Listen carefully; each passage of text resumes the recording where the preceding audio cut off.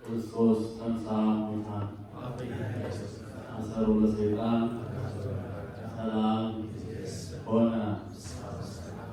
እንኳን በድጋሚ ለዳግም ትንሣኤ ሁላችንም አደረሳችሁ አደረሰን። የተከበሩ ሊቀ ጉባኤ ዝናቡ የዚህ ታላቅ ደብር አስተዳዳሪ፣ የተከበሩ አባታችን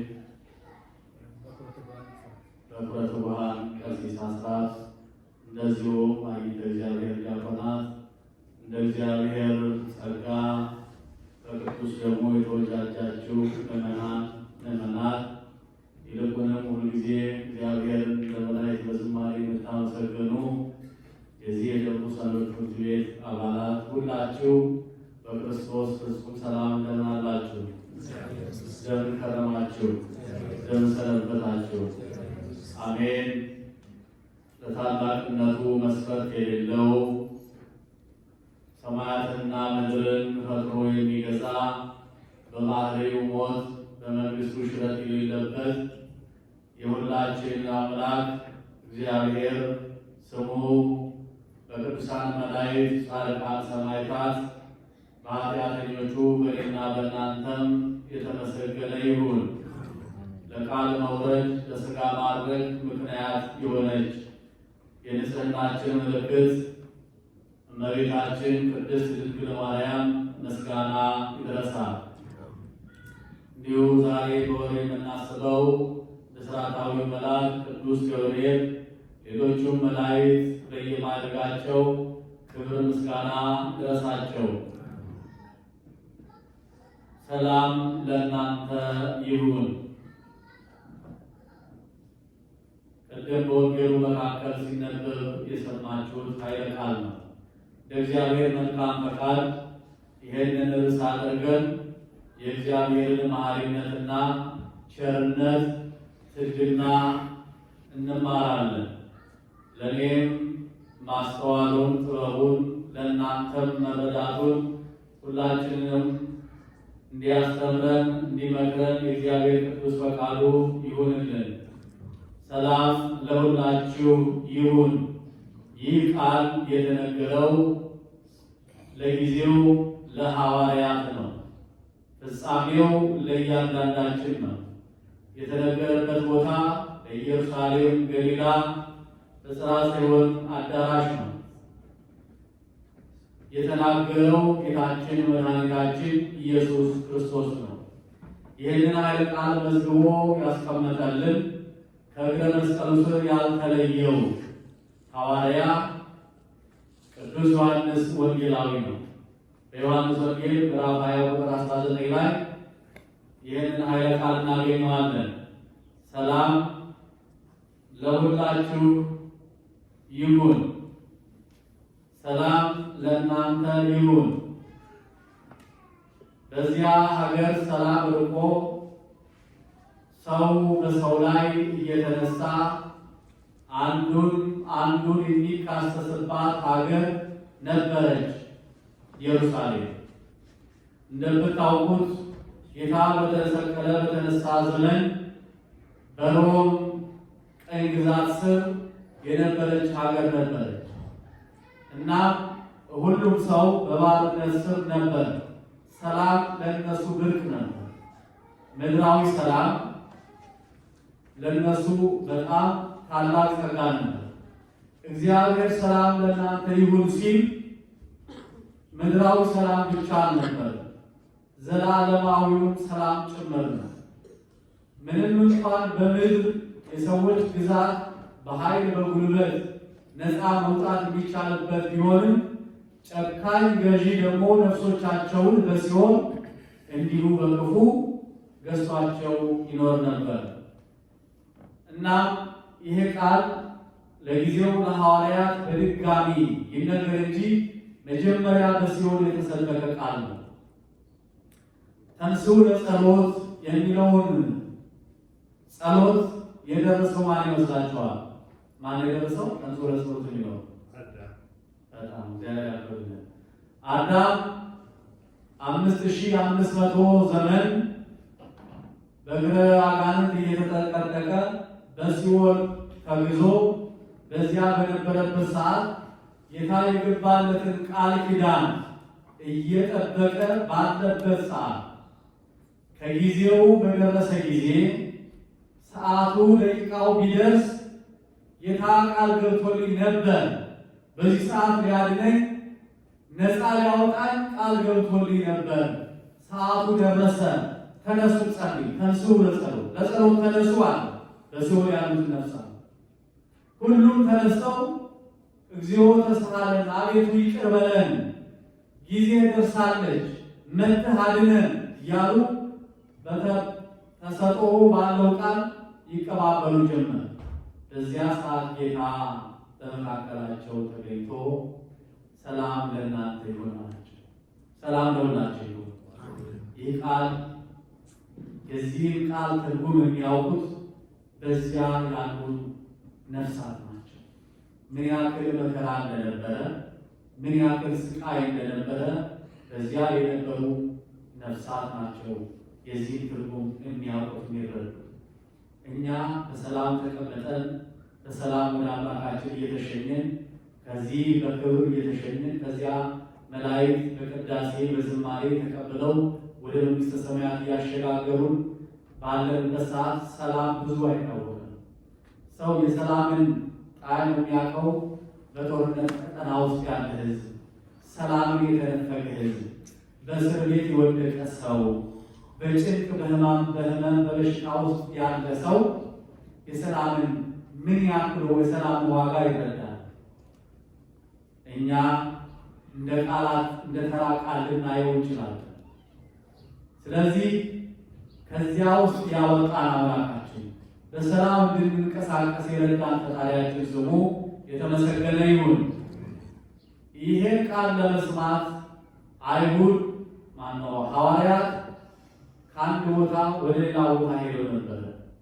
ቅዱሳት አንስት በትንሣኤው ቦታ በመቃብሩ ስፍራ በተገኙበት ሰዓት ጌታችን እንዲህ አላቸው፣ ሂዱና ለወዳጆቼ ለሐዋርያት ለጴጥሮስም ጭምር ንገሯቸው፣ ገሊላ ሂዱ፣ በዚያ አገኛቸዋለሁ፣ በዚያ ቀድማቸዋለሁ፣ ወደ ገሊላ ሂዱ አላቸው። ለጊዜው ገሊላ የተወለዱበት አካባቢ ነው። ብዙዎች ሐዋርያት የገሊላ አካባቢ ሰዎች ናቸው። ከሐዋርያው ከቅዱስ ማቴዎስ ውጪ፣ ማቴዎስ በኢየሩሳሌም ከተማ የተወለደ ነው። ሌሎቹ ሐዋርያት በእርሻ በአሳ ማስገር ይተዳደሩ የነበሩ ናቸው። ወደ አካባቢያቸው ወደዚያ እንዲሄዱ ነገራቸው። የመጀመሪያው ተስፋውን ትንቢቱን ነግሯቸው ነበር። ክርስቶስ እንደሚሞት እንደሚነሳ በገሊላ ነበር የነገራቸው። ምክንያቱም የሰው ልጅ ጊዜው ደርሷል እንሂድ ያላቸው ከገሊላ ወደ ኢየሩሳሌም ነበር የሄዱት።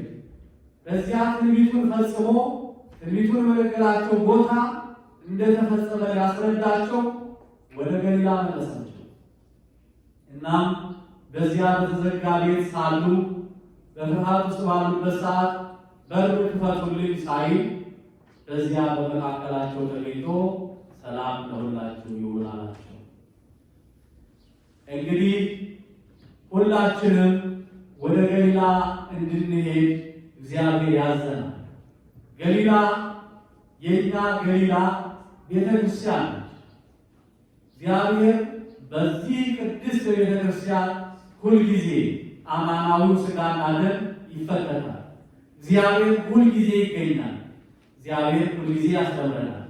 እግዚአብሔር ሁልጊዜ ትርጉሙን ይነግረናል።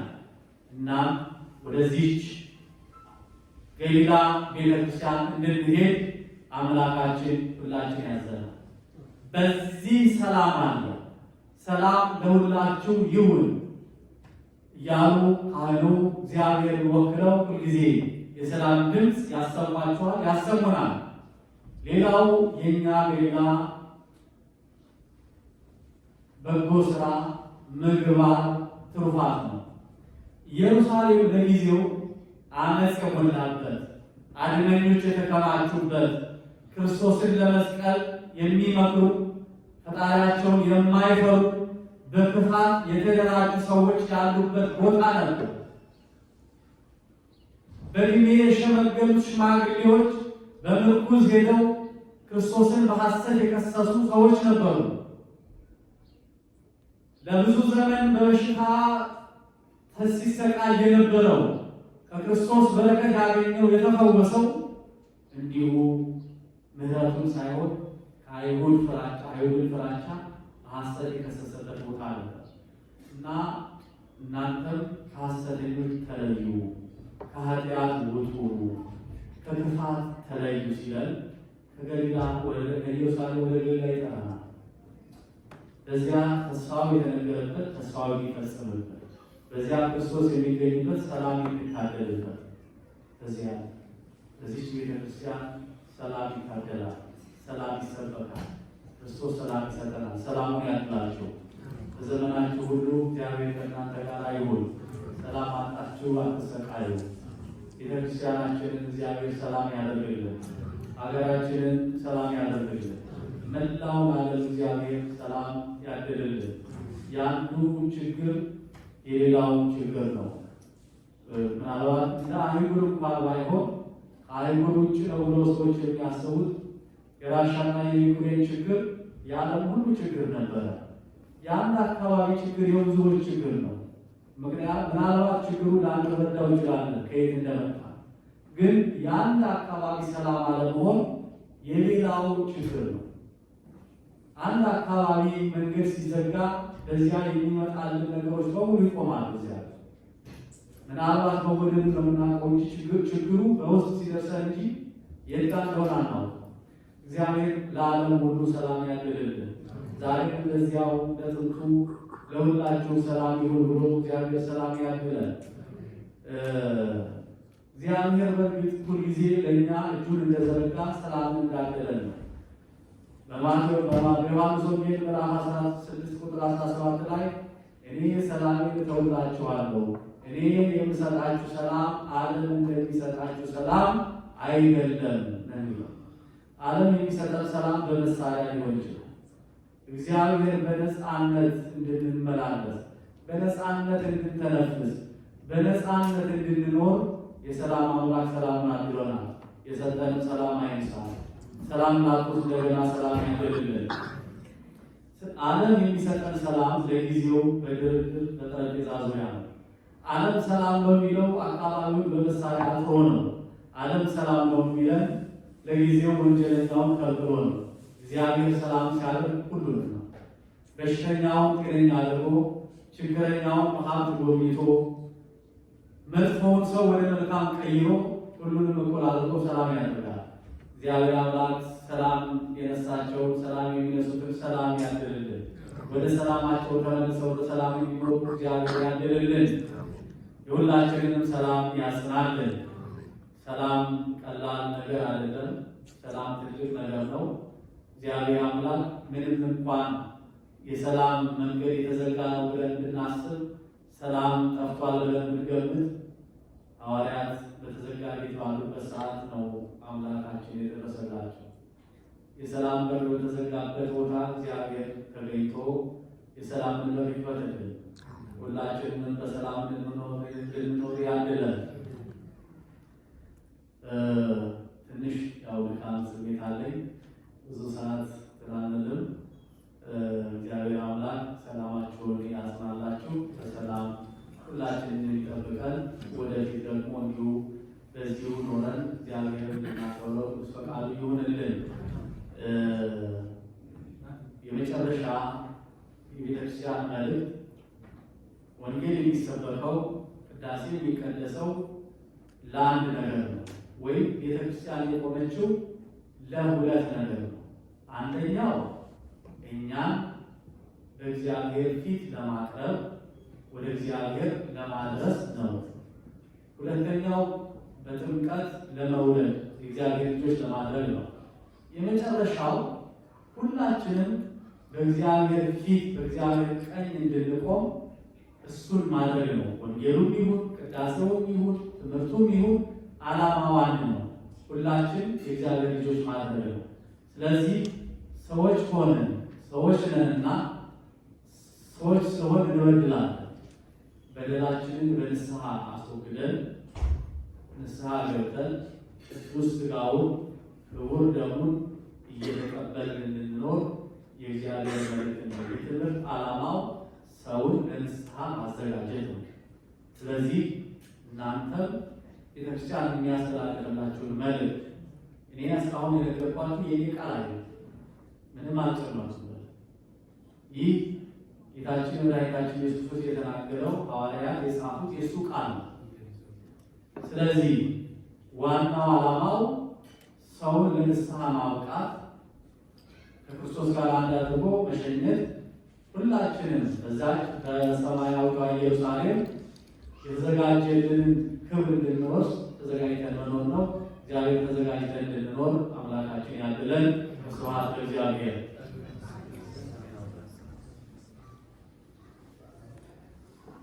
ቃልት ያሰማልን፣ ቃልት ያሰማልን። በሰማነው ቃል ከልጅነት ይባርክ።